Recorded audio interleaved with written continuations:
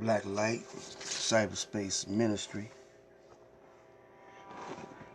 of the Universal Aboriginal Supreme Council of the Elders. And I'm going to prove a point today that maybe might satisfy those that ask the question, why do we believe that there's a supreme being and there's a supreme intelligence that we call, some of us call it the Most High, and some of us call it Allah. Some say Jesus, because they believe that Jesus was the perfect man with the perfect plan. I, for one, believe in Allah came in the person of Master Farad Muhammad, and Master Farad Muhammad taught a student of his day and night for 3 years straight, and that one was the most honorable Elijah Muhammad. So we're going to use the research of the MK, which we call mankind, or aka Caucasian, aka white man, aka Caucasoid, aka caveman. We're going to use his technology and his study, and I'm using the 7th edition of an introduction, psychology, an introduction.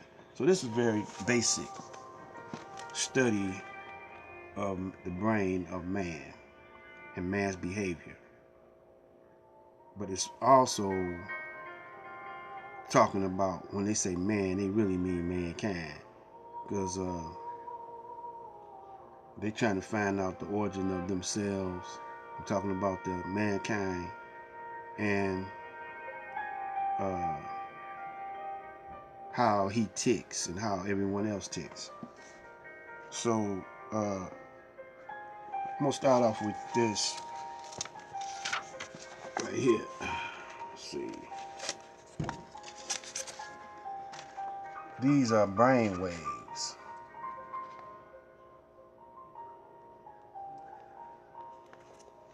Brain waves have different patterns, causing different reactions or actions or behavior. And these brain waves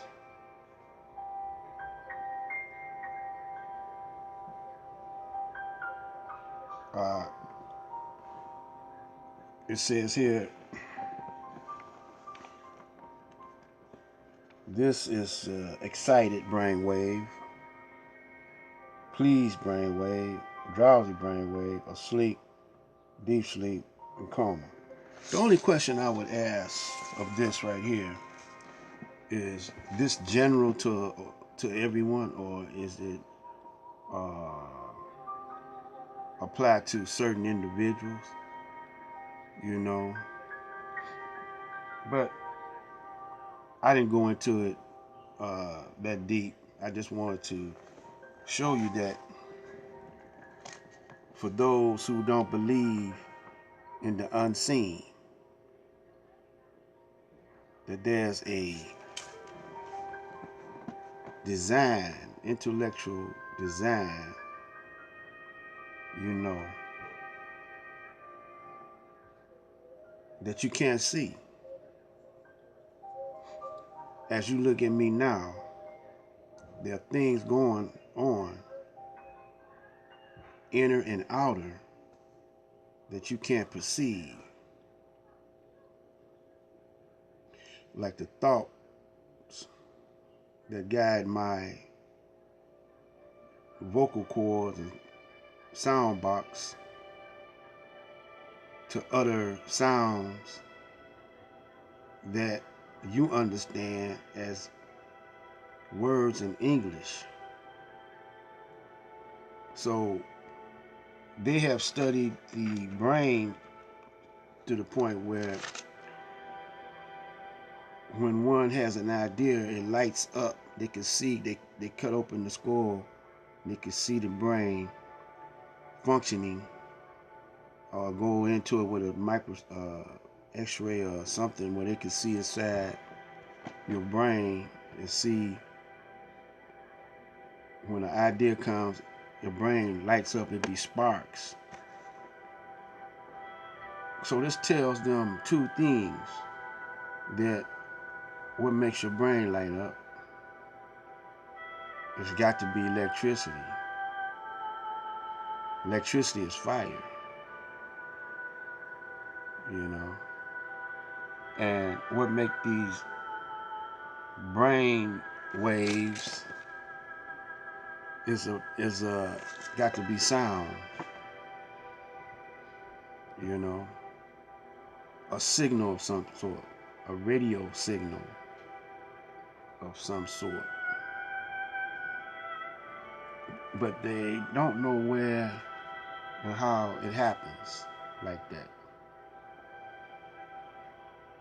So what does this tell you?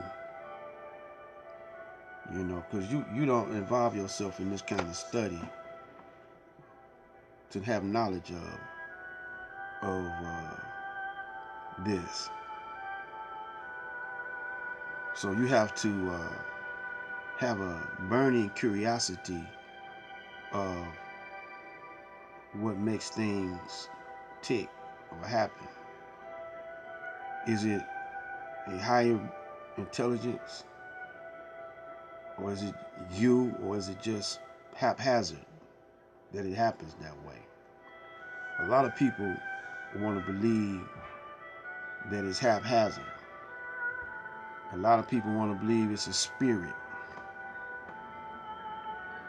and they say we are spirits having a human experience. You know, that's one way of just blanketly generalizing or covering a complex question and a complex answer. I don't believe that it's spirit like that. I believe in inspiration, like an impulse or pulse or a radio wave, you know, and codes. And but all the point I'm trying to get mainly is that this was a design by a mastermind. Now, mastermind is deeper than the brain, because the brain is more like the generator. But what is the source? And that source is the mind. The conscious is another word for it. It's hard to put it in words, see. We're trying to find something to pinpoint it down where it wouldn't be no argument that there's a higher intelligence that we can't comprehend, see, at this point. But then again, when they go to the pyramids and look at the writing on the walls, it tells them that they were deeper into it, you know. They were deeper into this question and this answer. They had the question and they had the answer. And those can't read the writing on the wall. And then on down the line, we got the Bible. Now Moses wrote Genesis, right? So Moses, he's talking about Abraham and those before him, Adam. And we don't know when the beginning was. So we have no time reference to the Bible. Then the Quran comes and confirms what the Bible is saying and enhances it. But there are those that try to decode it and recode it. And so that's why the Quran came. And that's why Master Farad came. So there's something that's unseen about all of this, you know. But yet and still we keep getting information, and the Caucasian keeps confirming what Elijah was talking about in his teachings with Master Farad Muhammad, you know. Now the word man really means mind, see. So when you say man, we don't know if you're talking about a flesh and blood, one with flesh on it, or the mind without flesh. And the activities of the mind, like thought, is unseen. You know? And when you say man, then you say womb man. You're talking about actually a man with a womb. You reverse it. But then a man with the womb is the feminine principle of the mind of man. And the man without the womb is the masculine principle of the mind. You see, without the womb. So the way we were taught in the Nation of Islam is that matter, pure matter, is black. You know, later on, they upgrade the terminology to describe certain things, like, but when the Most Honorable Elijah Muhammad was talking, he said, we come from triple darkness, you know. Now they're talking about the black hole.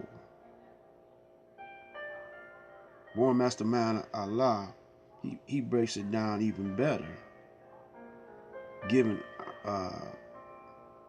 props to the Most Honorable Elijah Muhammad. So we're going to come back on the other side of this to continue this. You know, we're going to title this one, The Unseen Moves of Allah. Black light out, fade to black, back to back, black on the other side of that.